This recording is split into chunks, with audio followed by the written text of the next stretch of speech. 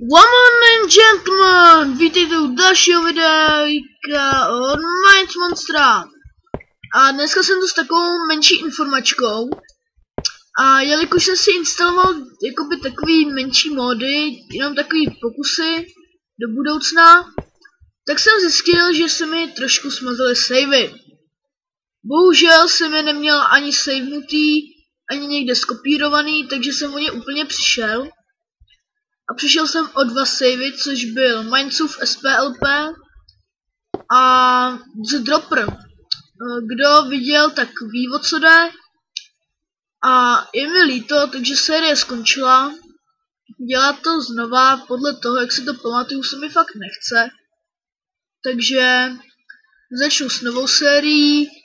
Je mi to fakt líto, ale nic se nedá dělat. A ta nová série bude o tom, že my si budeme ukazovat různé módy. V popisku videa vždycky bude odkaz na stáhnutí toho určitého módu. A já si myslím, že se o to můžeme pustit a dneska to bude spojený s jedním módem. Takže já jsem tady za chvilku a mezi to připravím a pro vás to bude asi tak vteřinka ani ne, takže zatím čuz. Takže čuz lidi, vítejte u dalšího videjka od Minds Monstra. Dneska jsem tu z modu Trapcraft. Přiložte si to jak chcete, je to. Já tomu říkám něco jako pas, něco jako Pastycraft nebo něco takového. A ta hudba je pěkně otravná. A takže se do toho pustíme. Tohle jsou věci různé, které tu jsou. Je tu The Dummy, což je blbeček. Přeložte si to jak chcete. Vlastně on přitahuje monstra v jeho blízkosti. To si pak všechno ukážem. A ty vole. Co ho i ty. Tak, a on vlastně přitahuje monstra. A to by bylo, to je jako ten dummy. Dál tu máme magnetic chest, což je čestka, která přitahuje itemy. Můžete vidět a máme tu hned grass block. Hodíme, je tu grass block. Je to docela pěkný. A hodí se to určitě třeba na nějaký mob trapky, nebo něco takového. Dále tu igniter, což je, jak říct, nebo jak se to přeložit, něco jako, já tomu říkám prostě zapalovač. Dělá tohle. Když se k němu dá páčka nebo jí zapnete nějak, tak začne hořet. Ten oheň se nedá uhasit, mám ten dojem, že ani vodou. A vypnete ho jenom, když vypnete páčku, tak oheň uhasíte. Ale dokud jakoby ta páčka je zapnutá nebo do toho jde nějaký signál, tak to nejde uhasit. Dál tu jsou spikesy, což je taková zabíjecí věcička. Když na to spadne nějaký NPCčko, nebo třeba na multiplayeru, tak se nádherně zabije. Dále tu bear trap, to je podobně jako spikes, až na to, že se z toho nějak nevymotáte. Spadnete na to a jste geblí. Zabije vás to pomalu a nedá se z toho nějak dostat. A vlastně, jo, je to dobrý zase na nějaký ty motrepky, když si dáte dolů například nějaký, když si prostě uděláte nějakou motrepku nahoře a monstra vám napadají na tohle, tak vás to nezraňuje. Jo, vás to nezraňuje. A když si na to, i když si takhle dám survival a skočím na to, nezraní vás to. Jediné, co vás zraní, tak jsou spikesy. Vidíte, vlezu na to, okamžitě mi to začne ubírat. Dále je tady fan, což je, jak to přeložit, jako fan nebo jako větrák. Větrák vlastně dělá to, že vás odfoukne. A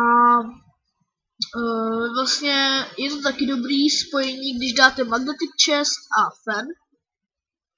Tak vlastně je to taky dobrý na ty motrepky. Protože vy si tomu vlastně dáte jakoby Vy si k tomu vlastně dáte takhle, sem si dáte fan, sem si dáte magnetic chest, sem si dáte třeba nějaký ty bloky, jo. A když teď na ten fan dám páčku a zapnu ho, tak vidíte, že působí. A já si tam třeba naházím, vidíte? Naházím si tam nějaký blok a vlastně všechny ty itemy se mi nahrnou okamžitě sem. Takže když tam prostě hodíte třeba gold block, vedle, když tam hodíte gold block, odcvičí, bedna se ho přitáhne a je tam. Když je trak zase vypnete, tak nic to neudělá. Tak, tohle všechno jsme si ukázali a teď je tady fake grass. Já jenom tohle se rozbilo, aby jsme to pak měli prostor. Teď je tady fake grass, což je falešná tráva, nebo jak si to chcete přeložit. Co to? Jo, tady furt zaplej ten fan.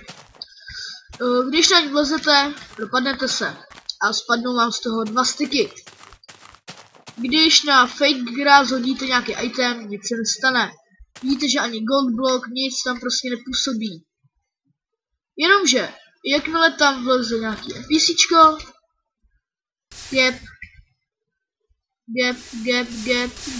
gap, okamžitě zemne. Je to dobrý třeba na ty multiplayery, když si třeba chcete chránit nějak svůj dům, tak je dobrý dát prostě tu fake grass a potom dát lávu, nebo spajky, nebo bear trapky. Dál tu máme takový spojení tý fake grass a jo, tohle jsou momentálně ty bear trapky. A vidíte to přesně, jak jsem říkal, NPCčko tam spadne, chytne se, bear trap sklapne a pomalu je to zabije. Taky tady necháme teplouši, ať zhynou. A jako poslední je tady spikes. Vidíte, spadnou na to, zabíje to okamžitě, dává jim to hity jeden za druhým. Tohle se nám tady nějak bugnou. Tak. Zase teplouši tady furt dobujou, už jsou většina mrtvých. A teď, když přijdete k té sklepné pasti, tak ji nemusíte ničit a dávat znova. Ale stačí na ní pravým tlačítkem kliknout a ona se vám zase rozklopí, nebo jak to říct. Tak, takhle. Dál tady ukážu ještě jednu věc, což je jakoby ta bear trapka, takhle, abyste ji viděli takhle ze strany. Víte, že opravdu to prostě působí tak, že oni na to vlezou, bear trapka se sklapne a oni pomalu, ale jistě umírají. Sorry lidi, já se omlouvám za vyrušení, ale přišel mi sem kocour a řval za dveřma, takže jsem ho jenom pustil. A my pokračujeme dál. Takže, jak už jsem říkal, je tady ten blbeček, což je hrozně baví do něj mátit a je úplně tupej. On stojí na místě a vlastně nic jiného nedělá, než jenom to, že stojí. A jak jste viděli, dělá se jako sněhovák, ale místo sněhu dáte dřevo a místo pumpkinu dáte dummy head. Takže tohle nebo jak to říct, blbeček přitahuje monstra a my to vyzkoušíme na zombíkovi. Jo, já mám písku. My to vyzkoušíme na zombíkovi a on vlastně, jak vidíte, přitahuje ty přitahuje monstra, ne? Tak já se omlouvám, to je nějaký fail, ale před chvilkou mi to šlo. No což to je jedno, ale to je z tohohle módu asi všechno. Ukázal jsem vám vlastně všechny ty pasti. Tady ještě pod lávou vám můžu ukázat, že je spikes, takže je to zabije dvakrát rychlejš. A já se s váma teda loučím a čau u dalšího dílu.